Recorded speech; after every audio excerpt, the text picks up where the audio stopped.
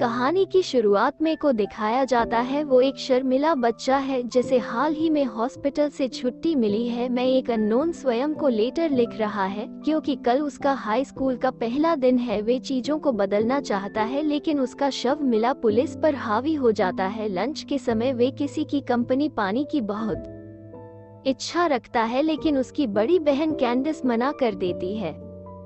अपनी पुरानी दोस्त सूजन की ओर मुड़ता है लेकिन वह भी उसे इग्नोर करती है। अपनी क्लास में चार्ली पैट्रिक से मिलता है।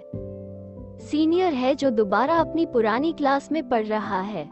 की लास्ट क्लास इंग्लिश की है और मिस्टर एंडरसन ने नोटिस किया कि चार्ली ने अपनी नोटबुक में अपने के सभी सही है। सबके चले जाने के बाद मिस्टर एंडरसन को और पार्टिसिपेट करने के लिए मोटिवेट करते हैं। वह जानते हैं कि का यह मुश्किल साल चल रहा है और वे चार्ली के साथ सहानुभूति रखते हैं लेकिन चार्ली ने मिस्टर एंडरसन को भरोसा दिया कि वो बिल्कुल ठीक है लेकिन हाई स्कूल उसके लिए मुश्किल हो सकता है। इसे मैं अपने मम्मी पापा को इसके बारे में नहीं बताने का फैसला किया क्योंकि उसकी चिंता करेंगे। वे चाहता है कि उसकी आंटी हेलन वहाँ है क्योंकि वो समझ गई होगी कि वे कैसे कुछ और उदास दोनों है। चार्ली की इच्छा है कि वे जल्द ही दोस्त बना ले लेकिन जल्द ही ऐसा होने की संभावना नहीं लगती है क्योंकि उसके साथ अभी भी गलत व्यवहार किया जाता है और वह लंच हमेशा अकेले ही करता है। लेकिन एक दिन चीजें बदल जाती है जब हिम्मत जुटाता है और अपनी क्लास के पैट्रिक से बात करता है। रसूल मूल का गेम देख रहे हैं और उसके साथ बातचीत शुरू करता है। वे जल्द ही स्वयं से जुड़ गया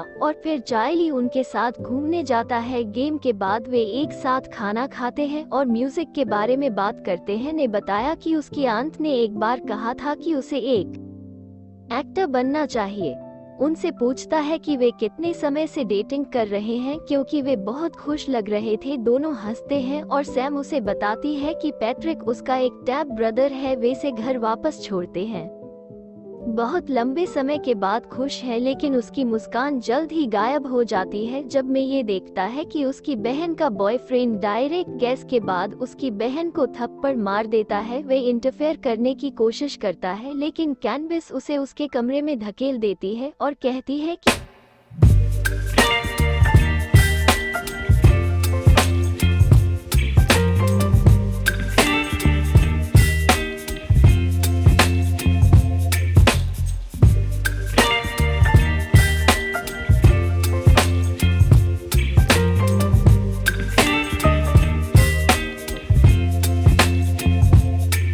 Baby, you give me ice and fire.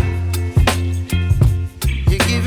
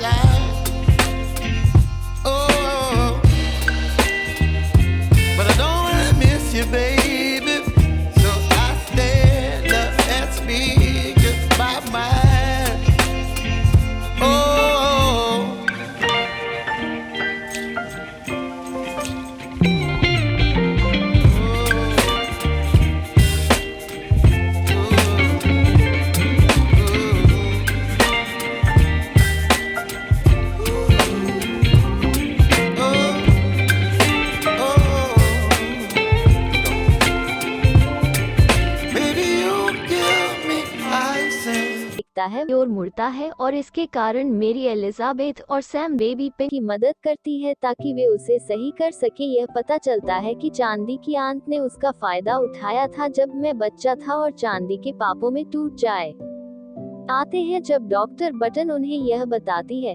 कई दिनों तक अस्पताल में रहा। हॉस्पिटल से छुट्टी मिलने के बाद सीएम और पैट्रिक उससे मिलने आते हैं। से बताती है कि उसे पैनल मिला और वे राइड के लिए गए। केवल इस बार ने अपनी जिंदगी से प्यार के साथ अपने पंख फैला रहा है, यह जानते हुए कि वे कोई साइड स्टोरी नहीं है बल्कि गाने को सुनकर जिंदा है और इस क्षण में मानता है कि हम सभी